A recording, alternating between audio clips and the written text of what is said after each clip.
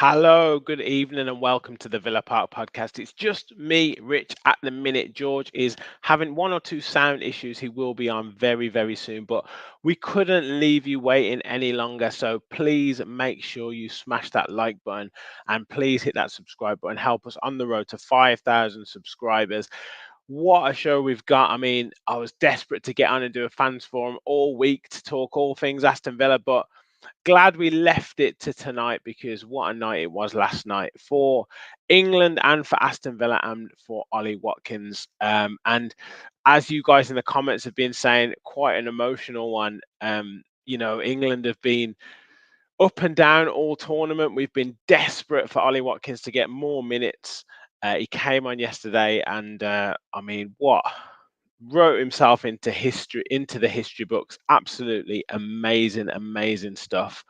What a goal! What a guy! And it couldn't be done to a more deserving player. Just he's worked so hard. He's gone from non-league football with Western Supermare right through to the Premier League, and now he's scored the goal that's taken England to the final. So get your comments in on that. Get all your thoughts in. I will read all of the comments out about Ollie Watkins. But I think Michael put in there that he got quite emotional with it when he scored, and I was exactly the same. Exactly the same. It's one of those things when you see a player who's plays for Aston Villa, plays for your club, and they do that in the game. It just makes you. It's just incredible. And me and my son were watching it. Could not believe it. And the timing, the 90th minute, the move. I'll talk about the move in a second because we know that is just so much like Ollie Watkins. We've seen him do it so many times. The way that the game was set up, the way that other games have been set up, that we've been waiting for Gareth Southgate to make that change, to do that to the game and make the changes. Whether it's Harry Kane, whether it was Cole Palmer coming on, whether it's Phil Foden going off, whether it's Anthony Gordon coming on, we've been crying out for him to make those changes to get some pace in behind. And yeah, that moment was just incredible, incredible, incredible stuff. So yeah, get your thoughts in on that. Thank you everyone for joining. Nearly 100 in the chat already. Just incredible stuff. Jonathan says Ollie, yeah, absolutely. Richard says world class, absolutely. Tombo Jones said, was Sam celebrating?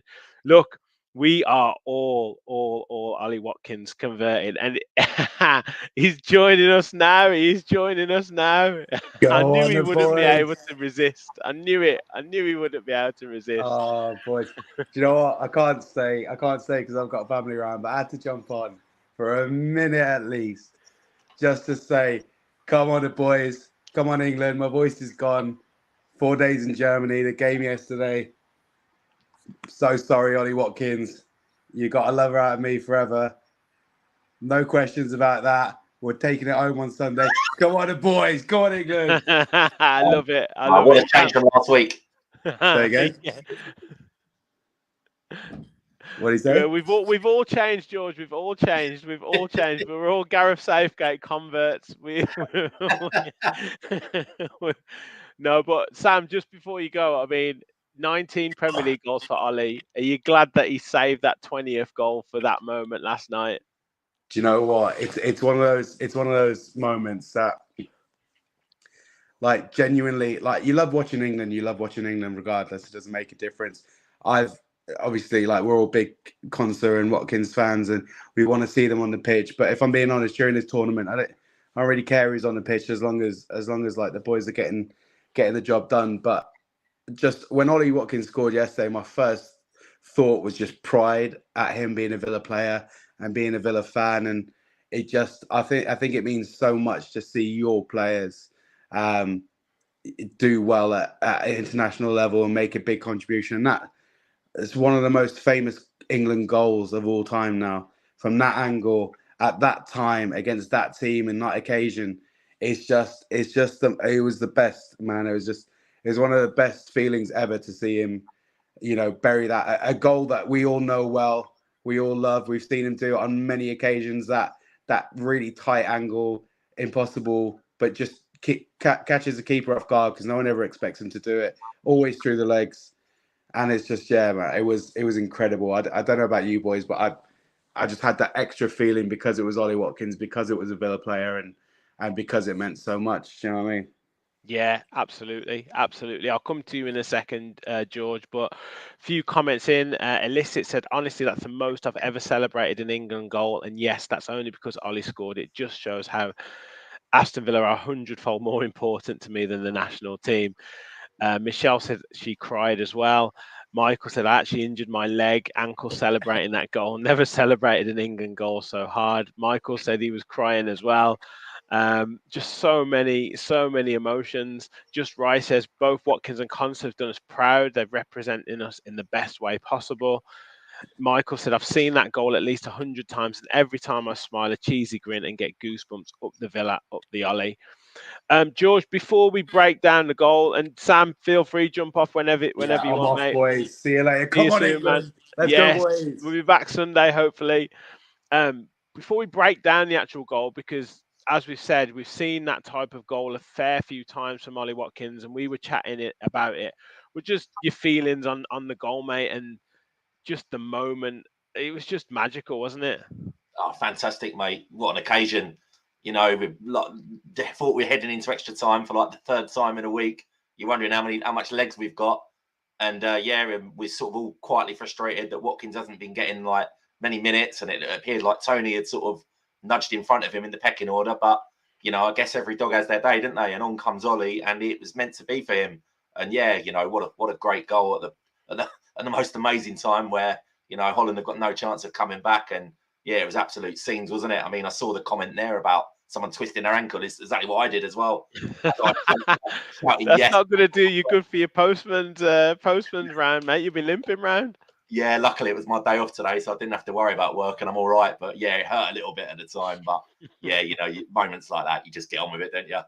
Absolutely, absolutely. Yeah, I mean, we were saying, let's just talk about the goal, and then we will touch on England as well. But let's just talk the goal because what a moment it was. But uh, as soon as you're just crying out for a moment like that, aren't you? And international football is all about moments, and you have to grasp your moment when it comes. And he was on for 10 minutes, him and Cole Palmer. They'd obviously had this chat beforehand and at half time, you know, if we get on, let's make it count. I'm sure you're going to put me in and all that kind of stuff.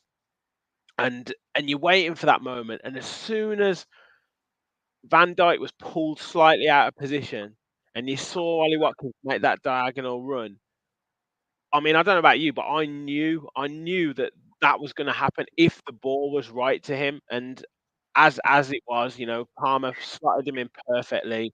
The first touch just took it in his stride. He even said it might have took him a little bit wider, but he's built for those decisions where he hasn't got to think about it. Just head down, strike them through the ball, and he couldn't have put it in the more perfect place. But yeah, just absolutely fantastic. But you see that run, I knew what was going to happen. Yeah, I mean, it was once the ball went through, I didn't realise I was doing it, but my mate next to me sort of said afterwards, he goes, "You literally commentated that, like you told him what to do, and he did it." Because, like as you say, when he gets put through, we've seen that goal a few times, haven't we? He slows it down, he almost rolls the defender, then he pulls it slightly out, and the angle doesn't look on, and I don't think the defenders realise, but he always finds it, then he just rifles it right down the low and hard down into the opposite corner, and the keeper has no chance, and it's becoming a bit of a Watkins speciality, and hopefully we can see a few more. What a goal! Yeah, I mean, we were saying in the chat, you know, Arsenal at home a couple of seasons ago, the other side, but on his left foot, but very similar finish. Fulham, the two goals in that one. The first goal where it does actually come across him and he strikes it in the bottom corner, but the second one where he pulls the defender and goes in behind him. The Tottenham goal away from home where he takes the touch and strikes it, and then the Chelsea goal. A lot of people talk about that from the angle. So, I mean, 4 or 5 similar type goals where we, like you said, we know exactly what's going to happen, but he just seems like the master at that, striking across the goalkeeper. Yeah, and that's 3 of them are like huge winners as well, aren't they? You know, I was glad I was there at the Tottenham and the Chelsea ones, you know, and that sent home the Villa fans very happy. And last night he sent a whole nation home happy. I mean, God, that was unbelievable, wasn't it? I think, like, You know, everyone spent the whole month whinging about the England performances. As I come on and said it on the other day, I said, I think we've got to enjoy it. You're going to have to try and enjoy it, however tedious it's been, because we might be getting to a final. And you know, here we are in the final now. So this is part of it for us. You know, we've got to have a bit of fun now. Yeah, well, I'll come to your kind of what would be the word? Your realism and your kind of you just rationalism about England and how calm you are, and about Villa. So I'll come to you that because I'll give you a lot of credit. But just finally on that, you know, like I said, players get moments, don't they, at international football, and I mean he's literally going to go down in history now, particularly if they take the chance on Sunday and win the tournament. Ollie Watkins now is written himself into folklore, because there's not very often, you know, David Platt burst onto the scene against, you know, 1990 World Cup. There's been one or two other players, but to come on in a semi-final for 10 to 12 minutes and to score a goal like that, it is just historic. Yeah, no doubt about it, mate. You know, we all know England's history over the years. You know, we haven't made many semi-finals. You know, let alone scored winners in them. You know, it's an iconic goal, as Sam said there before he come off. It will go down in history. I mean, we all look back at Gaza, don't we? Gaza against the Scots. You know, Shearer and Sheringham, the goals against Holland in Euro '96. You know, you're looking at Michael Owen, but really, there's not a great lot of, you know, memorable moments like that. And for me, yeah, that was huge last night. And you know, obviously as we're getting a little bit older now, we still get excited. But imagine the kids at 18, 19, 20 that have been out with their mates all day on the piss. You know, they are going to be, that's the stuff of dreams for them, isn't it?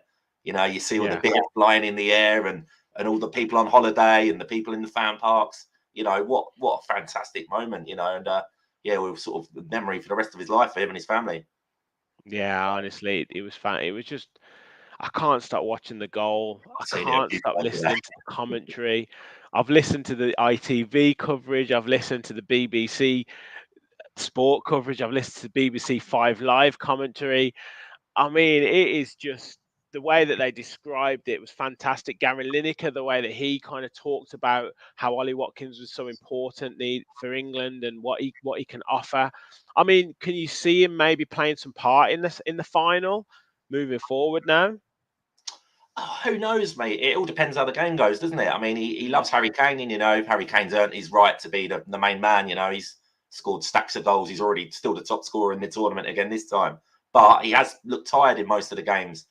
And, you know, he's been crying out for a change. You know, he's brought Tony on. I mean, Watkins come on briefly. I think it was the Denmark game, wasn't it? And did all right. And he's come on, you know, and done the absolute business yesterday. So depending on how the game's going, yeah, you know, who knows? Hopefully he will come on. There'll be a big clamour now anyway after what he did last night. You know, everyone can sort of see 60, 70 minutes where Southgate's he's a bit tedious, sorry, whatever the word is, to do a sub, isn't he? He's a bit hesitant. Yeah. And, you know, and everyone's shouting, you know, get Watkins on, get so-and-so on. So, you know, maybe he'll sort of think, well, I've done what they wanted and it did work. So maybe we do know what we're talking about. Yeah. I mean,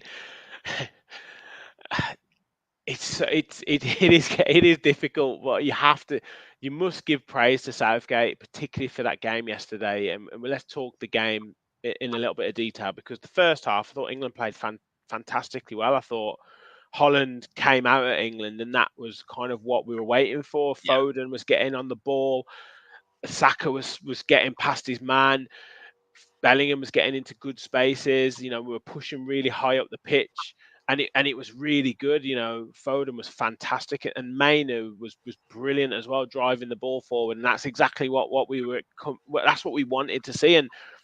But fair play to Holland, they looked threatening as well on the break, and it looked like both teams were trying to win the game in the first half. They were trying to get 2-0 up in the first half and then be able to kind of sit back in that second half.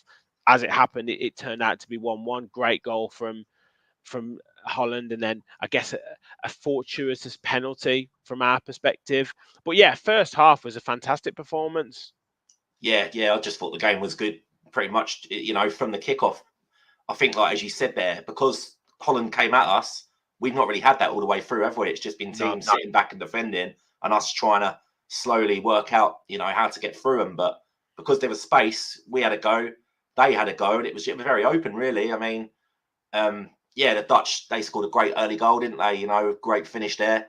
I mean, there was questions, really. People were questioning around me whether Pickford could have saved that, but there was a lot of pace on that shot, you know, and I'd personally put it down to a good finish. But, you know, we went 1-0 down, but at that side, I thought, well, we've come from behind already in the last 2 rounds. So there was no real fear. I thought, you know, we can still win this. And yeah, obviously it all changed after that. Yeah, yeah, and we got the penalty. Foden had some great opportunities, but Koeman made some changes in that second half. And I was saying to Aidan, my son, we were watching the game together, I said, in that second half, you could see it.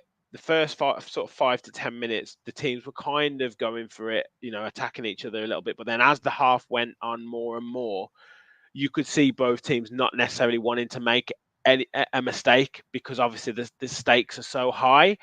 And fair play to Southgate for going, I'm going to try and win this game, because he could so easily have brought Ivan Toney on in that second half. And yeah, fair enough, Toney might have got an opportunity. We don't know.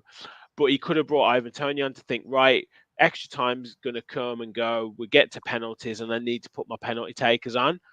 But he went for Ollie Watkins and he went for Cole Palmer.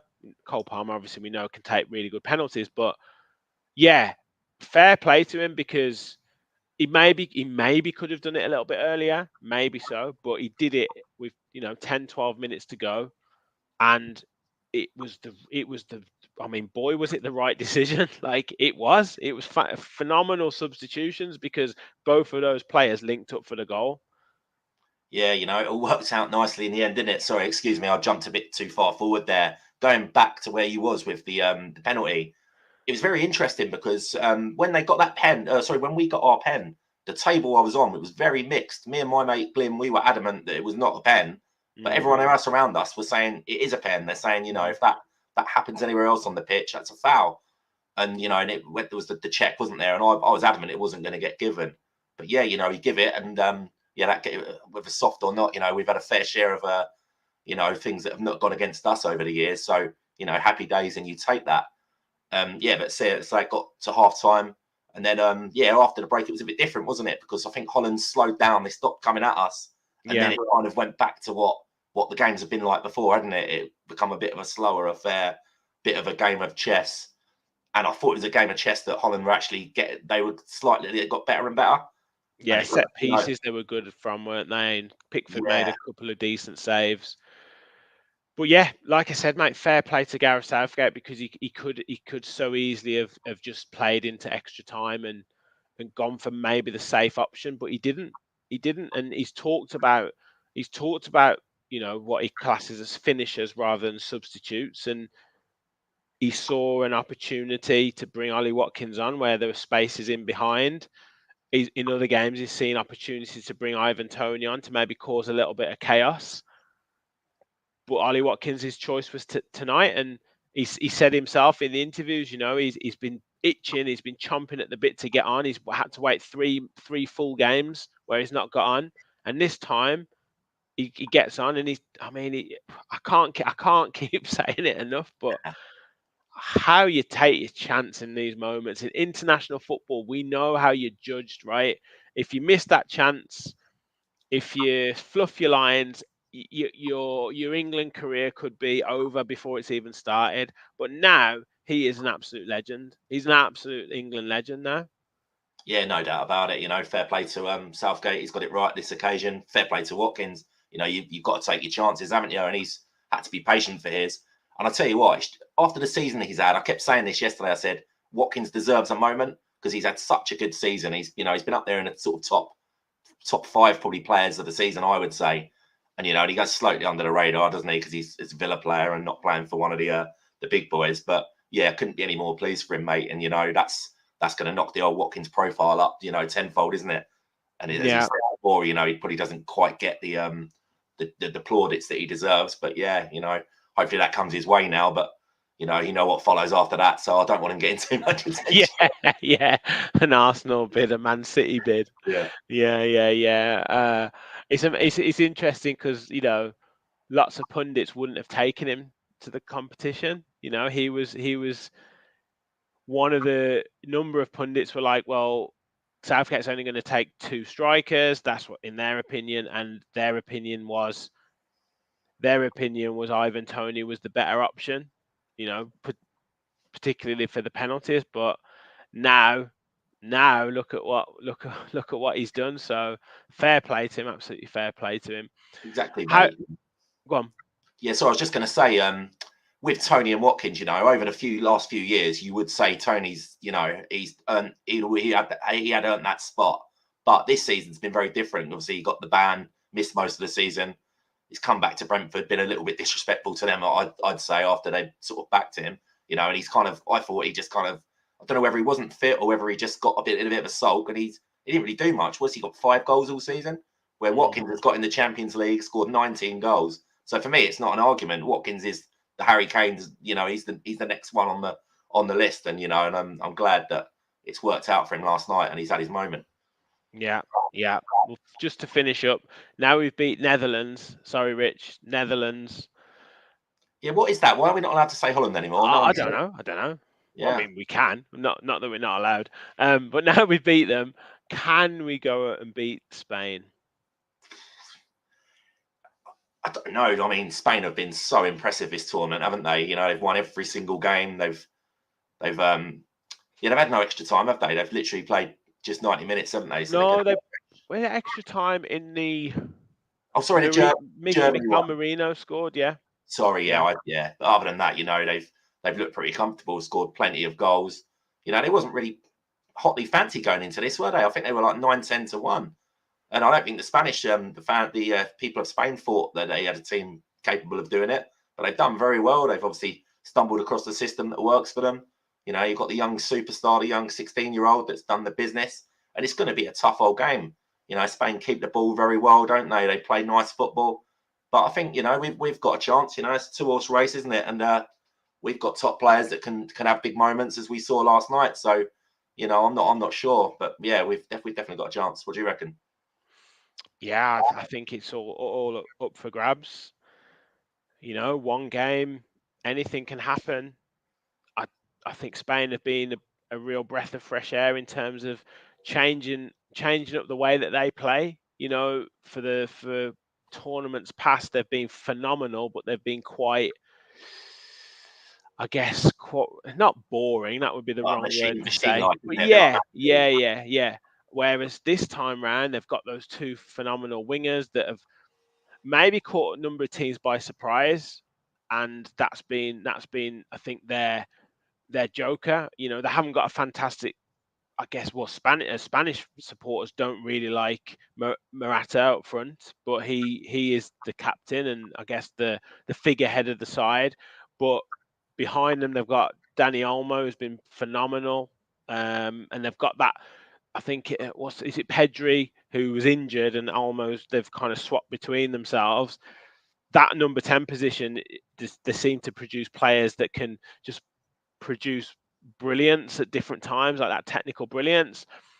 But that being said, I think they've got areas where England can hurt them, and Jude Bellingham, if he can pop up with a goal, if Phil Foden can have another really good game, if Bukayo Saka can cause them problems, then I'm sure that England can really, really take it to them. And the other thing that we've talked about, substitutions or players at key moments have produced, and it could be someone else's turn on Sunday. It could be an Ivan Toney moment. It could be an Anthony Gordon moment. Who knows? It could be a Cole Palmer moment. Do you know what I mean? And we've got players who he's got jokers in the pack who he can bring on that can potentially do something. It's just, can he be bold enough to make the right decisions at the right time? That's the true test, because in the other games, when we've had these against teams that we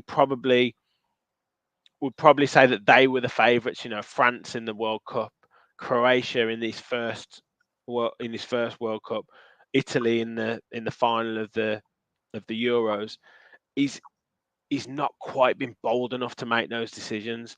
This time, can he do it? And that's I think the key question.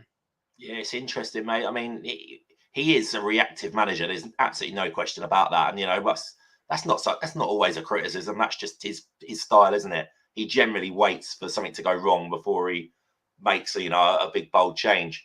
But at the same time, he's a very calm head, isn't he, Southgate? While everyone else is losing it around them, he always seems quite measured, doesn't he? And it works for him more times than not, as you've seen with the results we've had over the last 3 tournaments. But the big thing for England now is, I think our squad is pretty strong. The drop off from the first 11 to the subs, it's not really that different, is it? So like people like Jared Bowen, who we mentioned on here the other day, he hasn't had a look in. What a good couple of seasons he's had. Anthony Gordon sort of torn it up at Newcastle.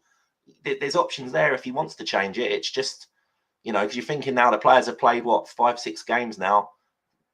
2 lots of extra time, nearly into a third yesterday. It might be time to make a couple of changes, but I think he's earned the right now he's going to do it his own way anyway. He's the manager, so yeah, we just have to wait and see. Absolutely. The big question as well is, George, are you up early on Monday morning delivering the letters, or have you already put the Monday off work? No, I am working. I've had my little touch today, being off today. But yeah, I can't really go in there and say I'll get any chance of Monday off, because they've all been in there today doing it. So I'm going to have to suck it up, I'm afraid, and I'll be in. Unless we get this bank holiday that Starmer's teasing, if we win. Yeah, fingers crossed. Yeah. Also, just a word with regards to this international break or international tournaments. Ezri Konsa did very, very well in the quarterfinal. Came on right at the end of last night's game, and Emi Martinez in another final with Argentina, and I guess at the moment is an Aston Villa player. John Duran in a final for Colombia now. That's 4 players in finals for Aston Villa players. I mean, that's pretty much unheard of in recent times. I mean, absolutely fair play to Emi Martinez, and Ezri Konsa's done himself no harm at all as well with his international credentials. No, yeah, extremely proud of them all, mate. As I think every Villa fan would be. 5 years ago we're in the bloody Championship, with some absolute donkeys playing. So to fast forward 5 years, and you've got 4 or 5 players there in major finals. You got Ollie Watkins scoring winners in semi-finals, Martinez doing what he does in penalty shootouts. It's crazy the number of clean sheets he's had since he's come into that team with Argentina. It's absolutely crazy. He's like a god for them, isn't he? That penalty save, I don't know if it was the quarterfinal or what, but the one-handed save, absolutely incredible. Like, I know we've said it before in the Conference League, every time there's a penalty shootout with Emi Martinez, that he's saving at least 2 penalties. Like, you just know you're winning that penalty shootout regardless. He's incredible. Yeah, he has some aura about him and some level of confidence. I wish he would sell his confidence in bottles, because I'd be buying a few of them. You just, the poor penalty takers, they know, don't they? They know they're going to miss. They know he's going to save it, and there's absolutely nothing they can do to stop that happening. But yeah, Martinez, yeah, he's an absolute freak of nature, and yeah, we're looking forward to having him back in the Villa goals very soon. We hope. Yeah, absolutely. Let's move on to Villa, and we'll talk pre-season, because I want to kind of link it into this tournament, into the pre-season. But how do you think it might impact Villa's? I mean, it's fantastic that these players are in the finals of these competitions. I don't think John Duran will be with us, for much longer. But certainly the 3 players, Ezri Konsa, Ollie Watkins, Emi Martinez, how much do you think that will affect the pre-season setup for them and getting ready for next season? Because players are already in pre-season, they're still in their tournaments, they're going to need another month or so, they'll have that time off. I mean, how likely are they to be ready for the start of the season? It's hard to say, really, because we're not used to being in this position, are we? Having top like European and world stars, so you've got to give them the rest they need, because it's long. It is like everyone says, oh, they're footballers, they should be able to play this, they should be able to play that, but it is a long, hard season now. We've seen it. Konsa must have played 50 odd games last year. We've got all the way through to the semis of the Conference League. So you give them whatever rest they need. You've got to trust them. Unai knows what's best for them. I think rest is better than that they've had this is their pre-season, probably what they're doing now, isn't it? So they come back if they want a month's holiday, mate. Who are we to judge them? You just let them do what they need to do. Oh, absolutely. It's just whether they would be ready for the 17th of August. I mean, we're 5 weeks away. You're probably looking at them either coming straight into that game, or at least starting 2 or 3 weeks after the season's started. It might impact us. It might impact us moving forward. Obviously, the big boys are used to this season in, season out. I mean, we don't really generally see players missing near the start of the season. Not really. No, I think Klopp's done it a couple of times with that last Euros. I think Klopp might have waited, but we've seen I guess a bolstering of squad in certain positions, not necessarily striking positions yet, but we might see that coming forward. But it's going to be interesting because, I mean, defensively, I think we'd be okay. Goalkeeper is an area, but I guess I don't know. Emi Martinez, he might be more readily available than saying Ollie Watkins. Yeah, I've just got to shout out Carl for his super chat. I'm watching a Spurs show featuring Ben Jacobs, and he says Villa have no money for transfers and are hoping the Duran deal brings in some money. Well, I don't think it's an issue with the money. It's more to do with how much debt you're willing to risk at the end of the season, and whether you then have to sell to cope with that debt. I think we can spend as much money as we want. It's just regarding how much debt you want to risk, you want to give yourself at the end of the season. So we'll see, and we'll talk a couple of transfers that might bring in funds or additional funds towards the end of the back end of the show. But like I said, pre-season started, and the first game will be next Wednesday against Walsall. Players have been in 2 or 3 days now. We've seen Sam Illing Jr., we've seen Matty Cash, we've seen Emi Buendia in pre-season, we've seen Tyrone Mings, Jacob Ramsey, Boubacar Kamara. I don't know whether all of those will be ready, but nice to see the players back in. Nice to see them looking in good spirits. I think Leon Bailey was pictured today. I think one or two others. Morgan Rogers was seen today with sporting a new hairstyle. Some of the new signers as well, Baranachea and, like I said, Illing Jr., Costa Nedeljkovic as well seen. So, yeah, some nice bright new faces in the squad, mate. Ready for a new season. Yeah, that's it. Yeah, it's always nice the old pre-season, isn't it? At the start, everyone's fresh. They've all come off their holidays. Everyone looks at $1 million, don't they, at the start, without the stress and everything. As you say, yeah, some new players there that we'll look forward to seeing in the next couple of weeks. Generally in pre-season, you're seeing players, aren't you? And you're thinking, oh, they look good. And then 3 weeks later, they're on loan somewhere or whatever. So yeah. Barkley back as well, as Dunk said. Yeah. Don't take it too seriously, but yeah. No, absolutely. I'm sure on our match reaction shows we'll be dissecting the pre-season games and trying to see what clues it's going to bring for the actual season. But we had a really good pre-season last season, then lost 5-1 to Newcastle in the first game. So I think we've probably learned our lesson about reading too much into pre-season. Michael said, "What about the kit?" I mean, yeah, it looks really. To me, in my estimation, I really like it. I think it looks really smart. I can see why they've set the badge up as they have, because it kind of, it's got an identity, I guess, in terms of not wanting to sound, cheesy in terms of those words, but it can be adaptable for the different colours of the kits that are worn, or the different branding that it's put on, and I think it carries the same kind of, what would be the word, consistency across all of those different modes of like media, whether it's on the kit, whether it's on like a promotional material, whether it's on social media or whatever. It's got a consistency across the piece. But some of the kits look lovely, don't they? Yeah, that one you just put up there is really nice, isn't it? Everything I've seen so far is like green or greeny black. So I'm assuming there's going to be an away kit or a third kit in those colours. But with the consistency thing, yeah, you're exactly right, because that last year was an embarrassment, wasn't it? Yeah. With the Villa badges, you had about 15 Villa badges and everything they did. You had new badges, old badges. Some were prepared, some were not, and it just looked pretty bit amateurish, really. So I think that they're getting their act together on that front. Adidas, top manufacturer, aren't they? Sort of, probably the best in the business.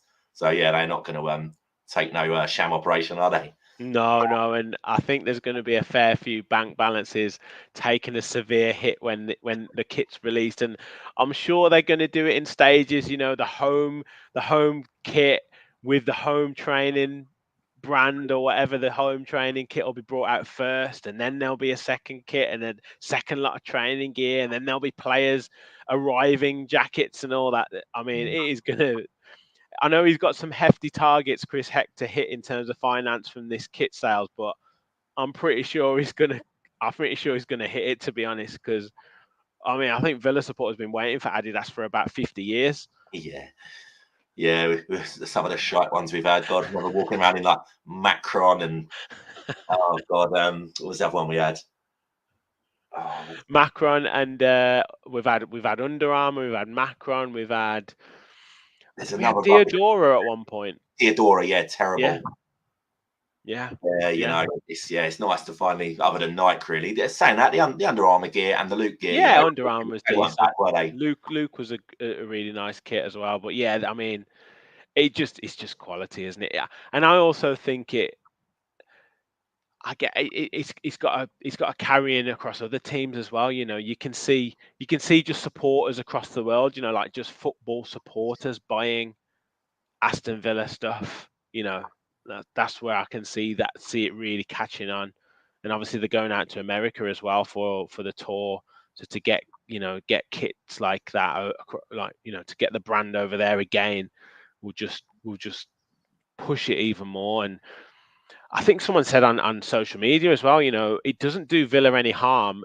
Ollie Watkins, Aston Villa player, scoring that goal. Emi Martinez, goalkeeper extraordinaire, getting to another final with Argentina. It doesn't do the brand of Aston Villa any harm, with these players grabbing the headlines. Yeah, well, especially on the commentary, didn't he? He's gone, and it's Aston Villa's Ollie Watkins. Love that. Yeah, no, it's great. It's great, and we've got Walsall next week. We'll see what type of team is put out for that, and it'd be really nice to see them back in action. Unfortunately, hopefully the weather turns back to a bit of summer weather, because pre-season is always nice because you're playing on the nice pitches in the nice weather. At the moment, it's absolutely horrible. Yeah, it's like the sun's been banned this year, isn't it? Yeah, I know. We get a week, and then that's it. It's done. It was the week when I was away on holiday. Was the nice week, so I haven't seen any at all over here. No, yeah. Hopefully soon we might get a bit of summer back. Guys, make sure you please hit that like button, hit that subscribe button. I know our mods in the chat have been asking you, so if you haven't already, please do. We've got nearly 300 watching across YouTube and X. So if you're on YouTube, please like and subscribe. If you're new to the channel, we're marching on to 5,000 subscribers, so please do help us to get there. Keep your comments flowing in, and also follow us at Villa Park Pod on X as well. I've had a really good response to the last few tweets I've done. I obviously mentioned Ollie Watkins a lot. I'm trying to get a new Ollie Watkins chant going. Not one that you might like, George, because I've copied off Phil Foden. But I like it. I like it. And Rich Edwards is in the chat. Yes, Rich, great to have you in. So let's talk transfers, because there's still been news of various players, incomings and outgoings. I've done about 3 transfer talk shows this week focusing on numerous players, but this evening, word on the street is Moussa Diaby has agreed terms with Al Ittihad in the Saudi Pro League. I think they were the club that went in for him last season. I think so. However, they're talking about a £60 million bid that they've made to Aston Villa. Now, I maybe can see it from the player's perspective, being attracted to high wages and, playing out in Saudi, and he's a Muslim and a Muslim country, etc., etc. So I can see it from his perspective. But I think Villa's transfer deal was up to around, I think it was going to go over 50 million. So 52, I think. Yeah, I think it was 52 million. So that doesn't strike me as a good deal to accept 60 million, especially when he had a pretty decent first season in the Premier League in terms of goals and assists, 10 goals, 9 assists, I think, across the season. I don't think that was just Premier League. But Yeah, I think he'd be asking for more than that. I think he'd be asking to make more profit on a player than that, especially with the potential that he's got. I think 24, 25 years of age. I don't know what you would think on whether Villa would be looking at doing a deal at 60 million. Well, yeah, do you know, that was all news to me, to be fair. You suddenly just started, about a couple of hours ago, there was a speculation galore, wasn't it, about Yeah, 3 or 4 different people. So yeah. I don't know what was going on. But I mean, how's he accepted a deal if they've not even put a bid in yet? It's all, I don't know how does that really work? But I guess we'll find more out as time goes on. But we spoke about this the other week, didn't we? And it was Sam saying, if you got offered your money back for him, would you take it? And this is kind of what that is, isn't it? Plus a little bit more. It's up to the individual really what they think, because a lot of people say Diaby was a bit of a disappointment, a bit of a flop, didn't look suited to the league, a bit bullied, too small, but at the same time quite productive. The numbers weren't bad, and normally you'd think, well, the second season you can only get better. So it all depends really, doesn't it? I don't know where people would sit on it, but if he went, he went. It wouldn't be the end of the world to me. But at the same time, if we kept him, hopefully he'd have a great season next year.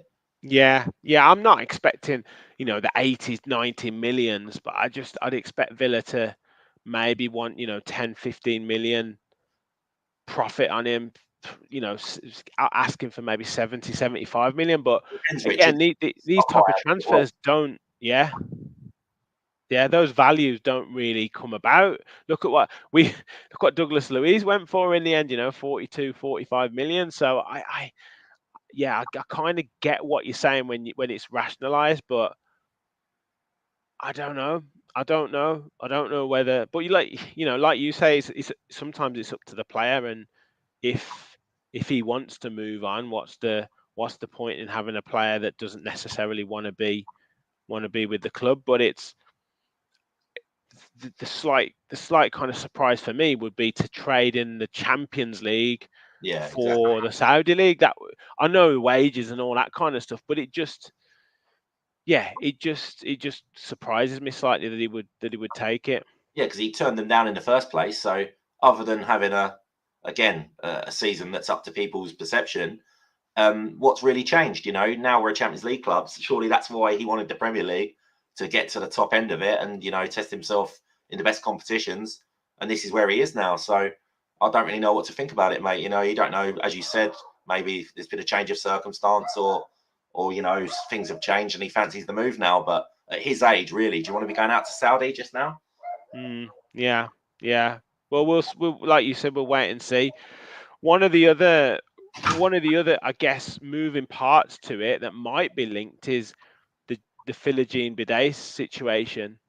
Now, I was talking on the transfer talk shows. I didn't see how this matching clause made any sense or gave any advantage to Aston Villa, but it seems like if we match the deal of whatever he's agreed, whatever the fee's been agreed from Hull, then we would get 30% off of that deal. And it's then also being reported that we already agreed the personal terms with him last season, and Unai Emery really liked him, and I guess he was sent out to prove himself and to gain that experience, and he's obviously maybe done that. Now, would that kind of mean that if he was coming into the club, would that usher in a move for maybe Diaby to go out and Philogene to maybe come in and be that player to replace him? Possibly. Sorry about the noise, everyone. As usual, next door's dog has come out. Does it? That's all right. Oh my god. This is again interesting, mate. It seems to be everything we talk about possibly happening seems to then happen, doesn't it? It was only last week we were saying that something like this could happen. I don't know what to think. Are we buying him to then sell him on again at a higher profit, or is he coming back to play? I mean, will he even choose us? He's got other options, right? So it's whether he does want to come back. But at the same time, he was looking really bright at pre-season last year, and I was kind of looking forward to seeing him. And I think there was games there for him last season, and he hopefully would have played. But fair play, he's gone off to Hull, had a decent season there by all accounts, scored some absolutely cracking goals, and there's interest galore in him now. So I don't know. I mean, there's a lot of competitions to play next year, so maybe he's backing himself to come back and play. And as you say, and if Diaby is off, maybe there's even more chance to play. So we'll have to just watch this space on that one. Yeah, I think so. But apparently he'd put a post on. He'd replied to Sam Milling Jr.'s Instagram post saying, "See you soon" or something, mate, or something like that. So it could well be done. And then we're talking the other players, I guess the more glamorous players, the Federico Chiesas, the Joao Felixes, those type of players. I mean, apparently Felix is really admired by Unai Emery. Federico Chiesa has been offered a lucrative package. I mean, you obviously can't carry all these players, so are we looking at a real changeover in the squad? I mean, there's been a number of players brought in already. Are we looking at a real changeover of the squad? You know, could you likely see a Joao Felix and a Federico Chiesa coming in? No, I don't expect that to happen. No, I mean, how many times have we been linked with Felix since Emery's done? I know. He's countless number of times, doesn't he? You Yeah. know, so what's suddenly changed now? You know, he's a good player, but again, I think there's a little bit more hype about him than what he actually delivers. Myself, on what I've seen.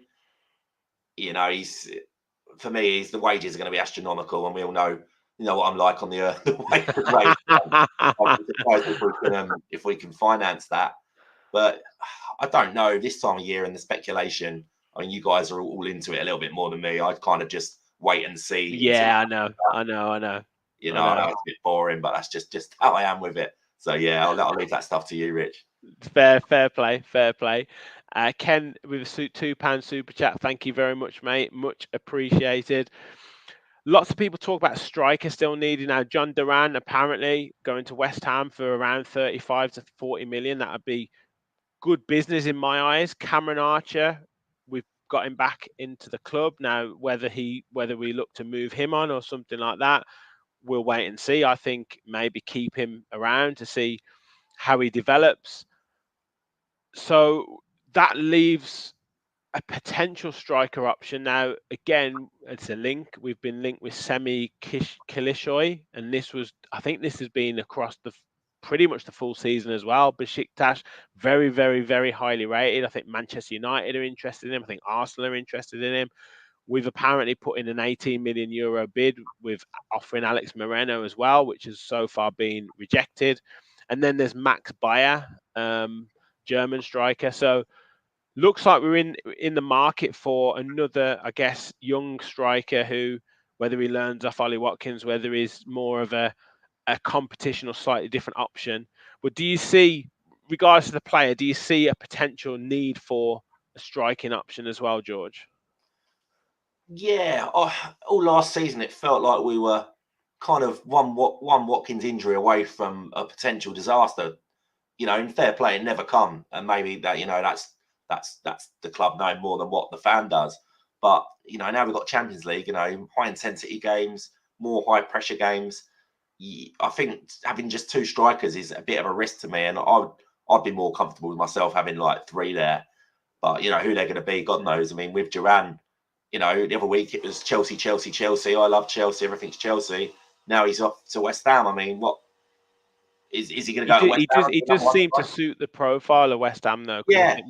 Mikel Antonio's getting on. I think they'll probably let him go this season. They've always liked the physical type of striker. He does seem to fit that profile. I know they've signed Max Kilman, different position, obviously, but very, very physical, very tall, 6'6", I think he might be, 40 million.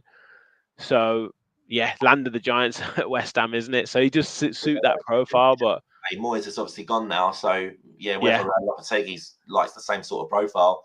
I mean, but is he going there? Is he gonna be the number one striker, or is it gonna be playing second fiddle to Bowen, or is there I'm missing one of the West Ham strikers? I can't think. It's no, they've got Bowen and what's the other wide player called? I forget his name now. Yeah, so if he's going in there as first choice striker, fair play to him. It's a good move, isn't it? Yeah. As to the money, I mean, 35 million for what he's actually done. His ceiling. Yeah, they've got Danny Ings there. They've got Danny Ings there. Oh God, yeah. Yeah, we kind of had big hands down there, didn't we? Yes. But yeah, I mean, we definitely do need one or two other players, but I do think we are going to have to maybe sell one or two others to bring a big name player in if that is going to be the case. I don't think Ramsey goes. I think there was some rumor there and Tottenham potentially interested, but I can't see that one happen, especially if someone like a John Duran moves on. Kudus, that's it. Kudus. Yeah, that's right. Yes, thanks, PJJ. Much appreciated. So I can't see that. However, a couple of outgoings. Looks like Callum Chambers is on his way to Cardiff for a small fee. So that would be a nice little move for him. And for us. Yeah, and for us to get him off the wage bill, George. Tommy O'Reilly has gone on loan to Shrewsbury Town for a season. So that'll be good for him. And I guess some of the other younger players will be going out soon as well. Kane Kessler-Hayden signed a new contract, so expect him maybe to go out on loan, which is a little bit surprised that he signed a new contract, Yeah, but yeah. welcome surprise there. So I think some of those fringe players, I think there's been a couple of articles saying that these players have got quite long contracts. We've managed to shift Coutinho for a season, but he's still got another year after this season. It has shown like some of these longer term contracts where it's almost been like a weight around our neck, really, trying to get rid of these players because they're on big wages and they're not playing, so their value goes down, but they're not going to move. They're not going to go anywhere else until someone's going to offer them their wage, or they're at the stage where they have to move, are they? So No, it exactly. has proved We're getting quite older tricky to every move these players time. on. Yeah, the sort of players getting older every all the time as well. So the value's depreciating, and they're going to do what's best for them and their families, aren't they? So you are stuck with them. But at the end of the day, that's Villa's fault. We've always done it. Always paid too much. Always paid too high wages. I don't know. I'm not sure why we've always been like that. But we're just a club that overpays and doesn't really often get what we deserve out of a player for the wages we're paying them. But hopefully now we've sort of learned our lessons, and you shouldn't be handing out 4-year deals to like 28, 29-year-olds when they first come in. Yeah, and this is why I don't mind selling a player when they've. I guess we probably could have got more money for Douglas Luiz. Well, we definitely could have, and we were in a situation. We were in a situation where we kind of had to move a player on because of the PSR laws. But I kind of don't mind us moving a big player on at a time when their value's high, because we've always, like you said, we've always done this. We've always given players high level contracts, long term contracts, and then their value is depreciated, and then they've been hanging around, and we're trying to move them on, and we're trying to freshen up the squad. Maybe because a manager's been sacked, and another manager comes in, and they want their own players, and then we end up with players hanging around. I think now we need to operate at that level. We've got the situation where we're bringing in highly rated young players and selling them on for bigger money. Like the Kellemans and the Chukwuemekas of this world and the Irubonums of this world. That's one part of the business plan. Then you're also signing players like Morgan Rogers, Nedeljkovic, maybe for lesser fees, and turning them into high level players and maybe sell them on for a high profit. And then you've got your top players like your Louise Watkins, Martinez, Pau Torres, whoever else, Leon Bailey, that you might be able to sell for 70, 80 million if you develop in the Champions League. You've got to almost have those three business lines running together, because that's how you operate a squad that keeps churning quality players. Yeah, I couldn't agree with that more, mate. That was really well said. It's you just got to be a bit smarter than what we have been in the past. Yeah. Sort of as good as we're doing, we're still not one of those top clubs who can afford to be like carrying players on stupid money. So sometimes strike while the iron's hot. If they're at the top of their value and there's interest, take the money in and reinvest, and then start that process again lower down the line. As long as you don't weaken yourself too much. I mean, there's always a risk there, isn't there? You could get in a replacement who doesn't hit the ground running or gets an injury or something. But unfortunately, for a club of our size, we're forced to work this way. So you can't just keep buying big money, or you end up in the mess we've seen in the past. So yeah, you just hope that the recruitment's good and the scouts pick out the young talent at the right time, and Unai can sort of sort of guide them and get them better and get that value up.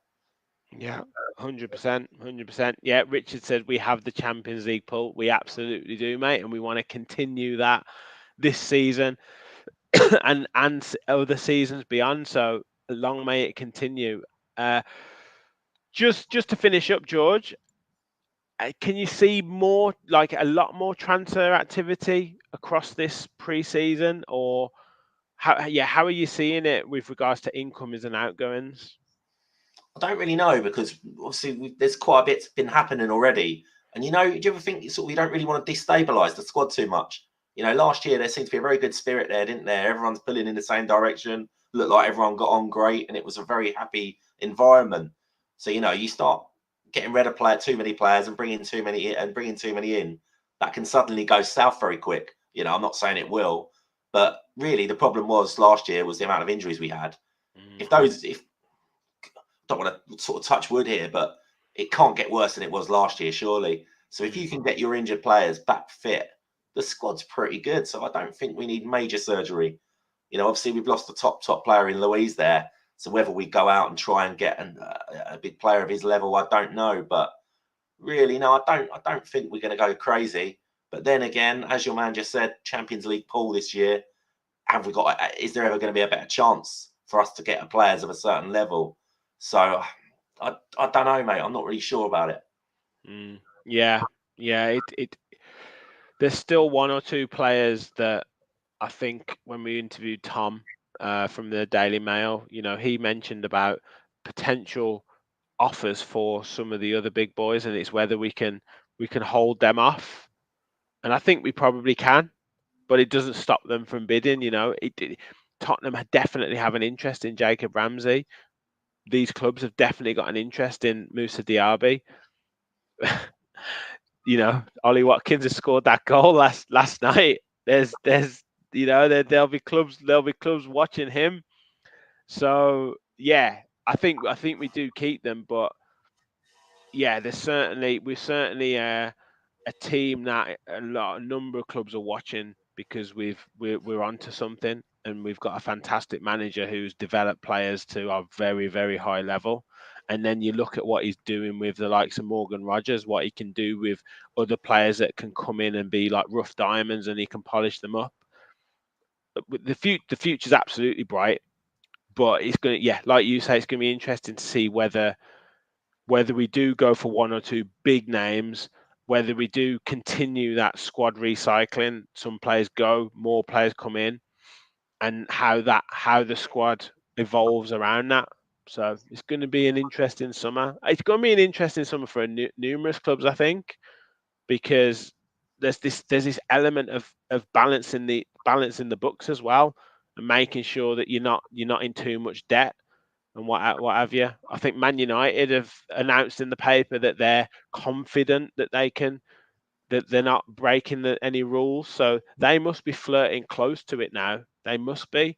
So it is going to be very interesting to see how teams operate within these parameters. Yeah, no, that's right. This PSR thing has changed the landscape now, hasn't it? So yeah, even when we used to think, the big clubs can just spend, even they're having to sort of adjust their sort of spending a little bit now. I see Man United are sort of messing around trying to get Branthwaite and throwing their sort of toys in, throwing the hat in the ring for a few centre backs like De Ligt and people like that. But I think this window is going to be a bit quieter than usual, or if it's not, the price is going to be a bit lower than usual. So I just don't think it really allows for it to go mad like it has done in the past, which probably isn't a bad thing, because it was getting a bit out of control, to be fair. Yeah. Well, we'll see what happens. Rich, a member for 8 months now, Champions League baby, up the Villa till I die. I never get tired of saying Champions League, which is great. And just Rye thinks we are set. Just another striker and we'll be fine. So we'll see. How we haven't even mentioned Matson as well. Ian Matson in the squad, so he'll be joining up at some point over the next few weeks. So that'll be really good as well. So yeah, squad's looking good, George, I think, and it's going to be really nice to see how they get on over pre-season with regards to these local friendlies and also going out to the States, and we'll see who joins the club in terms of going out to the States. So yeah, going to be a really interesting time, and we'll be covering all that on the channel. I think that does us for tonight. I mean, what a night last night. I had to get on and chat about Mr. Ollie Watkins again. What an absolute legend, going down in England history, getting us to another European final. Just phenomenal stuff. And being an Aston Villa player obviously makes it that much more sweet. So, yeah, no other better place to finish off the show. Hopefully he can get the winner in the final. I mean, that would just be incredible, George. Yeah, mate. No, stuff of dreams that is. But he hasn't done too bad with what he did last night, has he? No, exactly. Thank you everyone for watching. Over 300 in the chat on YouTube and on X. Thank you everyone for watching. Make sure you hit that like button on your way out. Hit that subscribe button if you haven't hit it already. Help us on the road to 5,000 subscribers. We'll be back with plenty more shows over the coming days. Transfer talk shows, rounding up any of the latest rumours, and fans forum, and I'm hoping to get Gareth on to talk about how these new signings will link up with the squad and improve the team. So do look out for that show as well. George, thank you for jumping on, mate. Much appreciated. Glad we sorted the sound problems out, and thank you everyone in the chat for watching. As always, remember, we all follow the Villa.